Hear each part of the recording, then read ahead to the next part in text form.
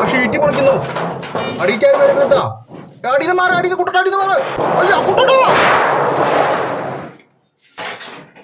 നോക്കി കണ്ടു ചീടാ, ചെക്കന്മാര് താഴണ്ടാവടാ. Welcome back to my YouTube channel രസം വിനീത് കുമാർ. ഇന്ന് കോൺക്രീറ്റ് കഴിഞ്ഞ് 15 ദിവസം കഴിഞ്ഞിട്ടുള്ള തട്ട് പൊളിക്കലാണ് നമ്മൾ കാണാൻ പോകുന്നത്. കോൺക്രീറ്റ് കഴിഞ്ഞിട്ടുള്ള തട്ട് പൊളിക്കുക എന്ന് പറഞ്ഞാൽ വളരെ നിസ്സാരം പിടിച്ചൊരു ജോലിയല്ല, വളരെ ശ്രദ്ധിച്ചും കണ്ടു ചെയ്യുന്ന ജോലിയാണ്. കുട്ടന്റെ ചങ്കായ പണിക്കാരും കൂടി ഇന്ന് കോൺക്രീറ്റിന്റെ തട്ട് പൊളിക്കുന്ന ഒരു എപ്പിസോഡ്, തകർപ്പൻ എപ്പിസോഡാണ് ഇന്ന് നമ്മൾ കാണുന്നത്.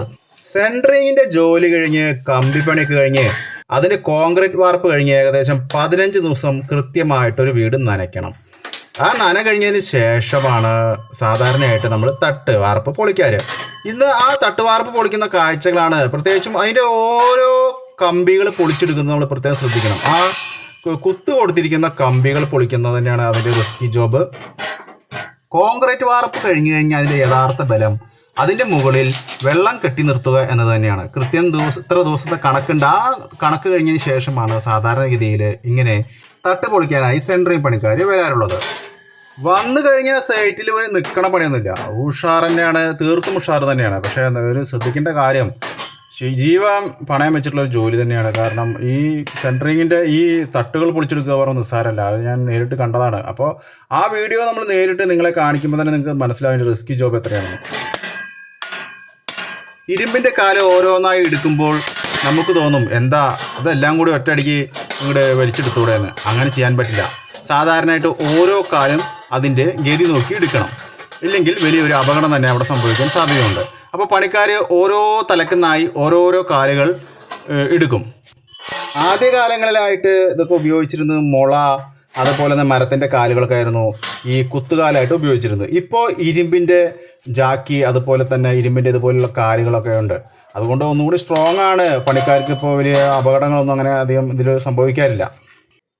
പൊളിച്ചെടുക്കുന്ന ഷീറ്റുകളായാലും പലകളായാലും കമ്പികളായാലും വേഗം തന്നെ അവിടെ നിന്ന് മാറ്റും, അല്ലെങ്കിൽ ആകെ തെങ്ങി നിറയും അവിടെ. അതുകൊണ്ട് ഓരോന്നായിട്ട് അവർ സ്റ്റോക്ക് ചെയ്യണം അപ്പുറത്ത് കൊണ്ടുപോയിട്ട്.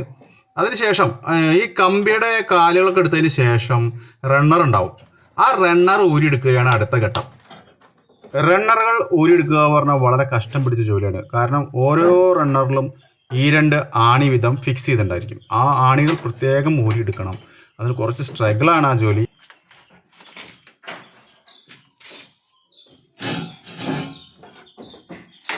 റണ്ണറുകൾ ഊരിയതിന് ശേഷം അവർ അതിലുള്ള പലക കഷ്ണങ്ങൾ ഊരിയെടുക്കും. അതിന് ശേഷമൊക്കെയാണ് ഷീറ്റുകൾ ഇളക്കിയെടുക്കാറുള്ളത്.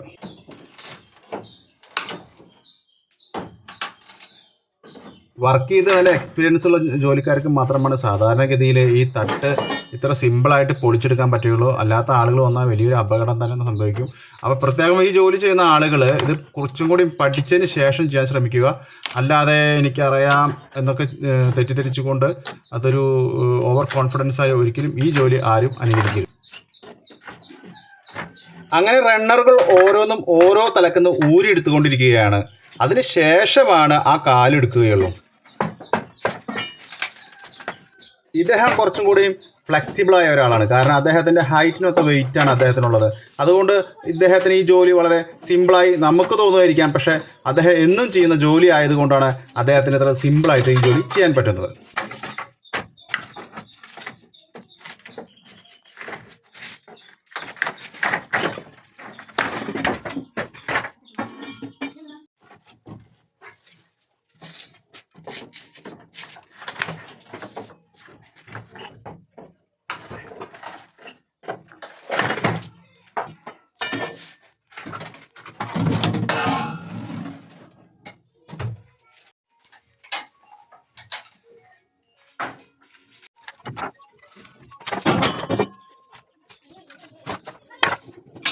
ഈ 2 കുത്തിരുത്തപ്പോൾ വീഴും. ഇത് വീഴുമോ? നോക്കാം.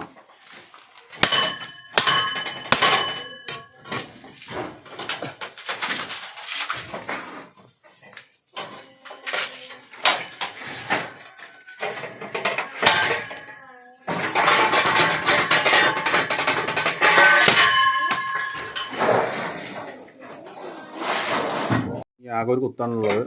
ഇപ്പോൾ എടുക്കാൻ പോകുന്നത് ഫൈനലാണ്. ഇതൊറ്റ കുത്തെടുത്ത് കഴിഞ്ഞാൽ ഇത് വീഴും. അപ്പോൾ അത്രയും സൂക്ഷിച്ച് വേണം അതെടുക്കണമെങ്കിൽ.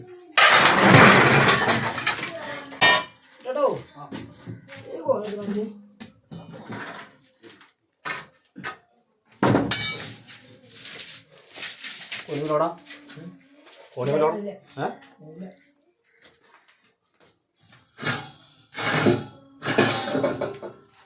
അത് മാറ്റി കടിക്കോ ഒരു 5 ലൂസായി വല വിളിക്കുന്നത് കാണിച്ചത് ഒരു 5 പല കഴിച്ചത് 2 പല കഴിച്ചെടുക്കും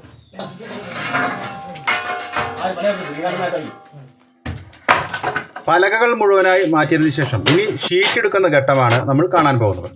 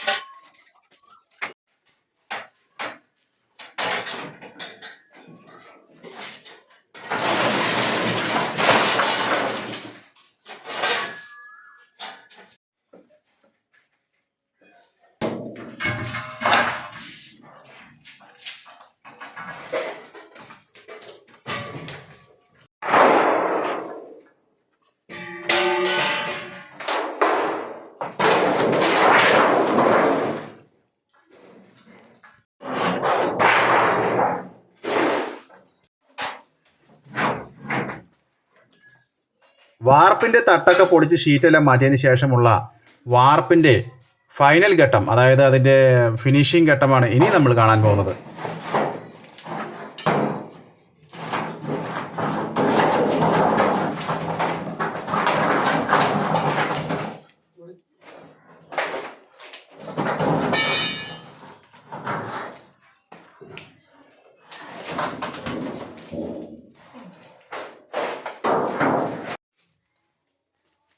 ഷീറ്റിട്ട് വാർത്തുള്ള ഗുണം പ്ലാസ്റ്ററിങ് വർക്കിന് കുറച്ചും കൂടി തേക്കുമ്പോൾ ഗ്രിപ്പ് കിട്ടും. അപ്പോൾ നല്ല ഫിനിഷിംഗ് ആയിട്ടുണ്ട്, വർക്ക് നല്ല ഫിനിഷിംഗ് ആയിട്ടുണ്ട്.